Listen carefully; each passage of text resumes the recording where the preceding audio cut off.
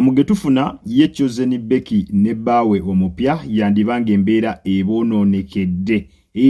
Anti ensonga zaabwe Minisita Balaam aziyingiddemu era we twogerera ye bawa Chosen Becky jandibanga jawunye dda. Kankuzanyire katambi naye nga nkusaba subscribe nga atanaba nawe atanalayikinga video gena maaso bw'otyo obeere nga ate ogirayikinga. So waliwo n'omwami gwe twagala okuloopera go minisita w'abaana. Waliwo omwami bamuyita Sekajja. Yasuddewo mukazi asula mu kiriniki naye aganye olabirira abaana. Sekajja yani? Bawa Chosen Becky agenda wasa Chosen Becky. Naye yasuddewo tayagala talabirira abaana. Bawa Chosen Becky ono omuyimbi mukwano gwange w'e Masaka? Yafunye omusajja omupya naye omusajja. Yafunye omupya? Omupya yamujeewa? Yali driver we. Yafunye driver we? Kati ayagala driver. Kati omwami we gwe yabadde ayina? Yamuta. Yafa? Gyali baale magana. Naye omusajja sabadde n'abasajja babiri mu kiseera kye kimu. So driver abadde mwami we kitegeeza? So nga balina omwami naye nga alina ne driver? Driver yali mukwano gwe. Kati driver akola bulungi shi? What is it? Driver talabirira baana. Akola bulungi kati ate ye Chosen Becky gwatute kati analabirira babe. Ye mwami Sekajja. Kati gamba omukyalo oyo. Kunaku olwokubiri ku makya mujje naye mu aba Radio 4. Mumundetere. Mpite Sekajja. Namulabyeko. Si omuvuka gwe nalabye nga bali ku nnyonyi ku Uganda Airlines babadde balagawa. Bali bagenda Zanzibar naye bakomyewo. Babadde mu honeymoon. Bagendako eyo mu honeymoon ne badda kati ya propose. Ne sente bazijjawa. Mukazi akola. Temubategeka ab'ebivubi babategeka. Becky akola akasente. Kati yawasa. Simanyi. Kyogamba abayimbi kati bawasa abavubuka. So omwala mwanyinaze Chosen Becky yawasiza driver we?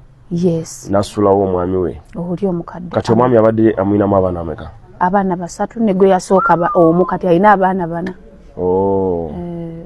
Akoze omulimu gwa minisita w'abavubuka ogw'okumpa bakama bange kubanga abaana bakama bange. So wabanga ye mulimu gwagenda kubeera ka factory kabazaala. Tena ajja kuba ayambye obwa minisita. Minisita sijja kuba nabo nga sirina baana. So Chosen, thank you for that. Naye tugezeko okukuuma okulaba nti tuzaala abaana bangi bw'oba omwana omuwala. Okuzaala abaana abasoba mu basajja 3 bajja kubeera bazibu okumuldinga. Omwana alina okuba nga yeddira kyekimu ne munne. Afe abasajja tusobola okuzaala abaana bangi mu bakyala abanjawulo kikirizibwa wano mu Africa. Naye omwana omuwala tolina kuzaala mu basajja abamirundi 4 oba 3. Abaana waliwo ow'enfumbe, ow'emmamba, ow'olugave. Kati wanazaala ow'effumbe nga luli yazaala wa lugave, kitegeeza ow'olugave asobola okwebaka n'ow'effumbe. So bijja kupromotinga mu incest. Abantu okwagalana kuba oli agamba nze siri wa kika kyo nze ndi wa maama. Omulala ate nze ndi wa lugave. So nja kumunoonyako. Chosen Becky ne maama we bakwano bange badda. Kusinga ddala Chosen Becky yali mukwano gwange mu biseera bye yatandikira okuyimba. So nja munoonya mubuuze kikyafa. Omusajja ono owokubiri nali manya ayagala Munakatemba. Alina musajja w'eblogger Amiri. Naye baale magana naye omusajja munaye talabirira baana. Amiri yaliwa? Amiri ono gwe yasooka ow'abaana 3. Kati ono Sekajja. Amiri yali mu kibiina ki? Ekyo by'obufuzi? Ekya Katemba kyazanyiramu. Talina kibiina. Blogger. Sente azifuna mu blogging. Yes. Kati yagulawo ne restaurant y'emmere. Wa? Ali Mperero. Kati lwaki talabirira abaana ate nga baana. Ye Amiri alabirira naye ono Becky omusajja gwe yafunye omupya. Alina abaana bameka? Oyo Sekajja yatalabirira abaana 2. So lwaki Becky nabo tabatwala ne babeera babi? Ekyo ina kibuuza ye. Mwanyinaze kiki? Nja kumubuuza. Yamubuuza Amiri tamanyi kukola. Amiri tamanyi biki byatamanyi tuterezeemu. Kati nja kuba tamanyi kukola mirimu gya Bwassekabaka egya Kabaka Mwanga. Emirimu gya Kabaka Mwanga mikulu gitabulira ddala obufumbo. Gitabula obufumbo. Kati alina okufuna abasajja bano abamanyi okumeketa omulondo Bajjo ne bamubuulira biki bye bakozesa. Kuba kati alina okufuna abasajja we batyo emmekete. Bajjo alina ebintu byameketa omusanga ameketa anywa kacupa. So alina okufuna abantu we batyo. Terevu nnyo. Kakati nno oyo nno ye Minisita Balaam mu bigambo bye kansuubire osobodde okubeera nga ate mwana tu omwewulirirako. Okusinziira ku ye abadde tamanyi kigenda maaso era byonna abiwuliridde ku Jane Namukasa byamugambye ku ssaawa eyo, naye ategeezezza nti ensonga agenda kubeera nga aziyingiramu. Agenda beera nga bw'atyo aziyingiramu. Lwaki aziyingiramu? Jjukira ono minisita w'abaana n'abavubuka, kasita ensonga ebeera nga erimu omwana definitely abeera ateekeddwa okugiyingiramu mu ngeri yonna. Kakati wabaddewo ebitambulatambula emabega kaawo era nga mwenna mwalaba muganda wa mujja wa Becky ng'avuddeyo n'ategeeza nti omusajja ono profesa, ekyamazima kyo alina famire, alina omukyala n'abaana, kyokka ebyembi imbu tabalabirira, takyabawa buyambi, abaana omwana takyafuna mata, maama naye ali awo ate yali yamugaana okukola, kwegamba nga mu mbeera eyo bambi balina okubeera nga bafuna ebwenkanya mu ngeri emu oba endala. Kakati sisita wa mujja wa Becky yandibanga wetwogerera essaawa eno bafunye obwenkanya oluvannyuma lwa Balamu okutegeeza nti ensonga agenda beera nga aziyingiramu butereevu.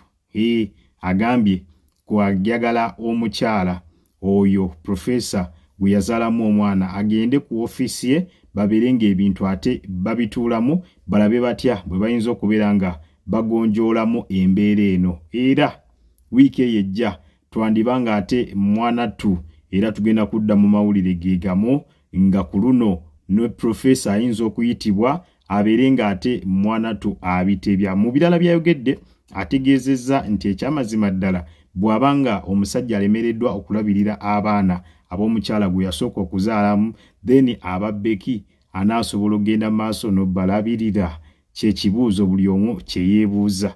Bw'abanga ddala omusajja alemereddwa okusobola okubeera nga alabirira abaana ab'omukyala gwe yasookera ddala okubeera nga azaalamu, kwegamba nga tamulabirira kyokka nga n'ebyembi yali yamugaana okugenda maaso n'okuba nga akola, kati kyoze waba Chosen Becky bo mazima ddala anaaba asobola okubeera nga abalabirira. Yo embeera bwetyo bweri sayidi ze ensonga zo minisita agambye agenda ziyingiramu era agenda kusobola okubeera nga ate aziggusa. Wabula ba social media in-laws nga bo bamanyi nabo bavuddemu omwasi nga mu kino bagamba minisita ensonga yandibadde azeesonyiwa n'azivaamu nti bali bajja kwesootinga mu ngeri emu oba endala. Ate abalala bo nga bagamba nti ekyamazima kituufu kyo ensonga zino minisita abeere nga bw'atyo akwata ekkubo nga aziyingiramu.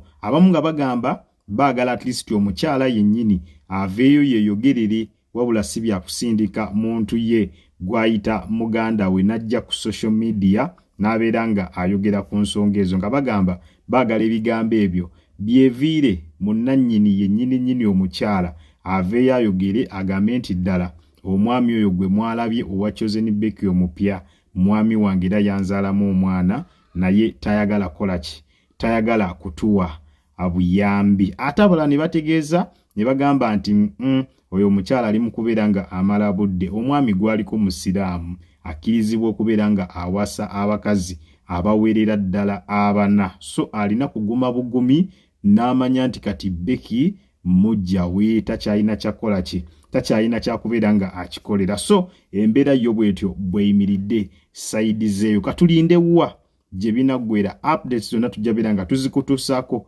butereevu wano ku mukutu gwaffe ogwa YouTube ogwa Jika Media. Obadde ku Jika Media nkusaba subscribing atanaba, nawe atana likinga video, gena maaso bwotyo obeere nga ate ogirayikinga ku ssaawa eno yennyini.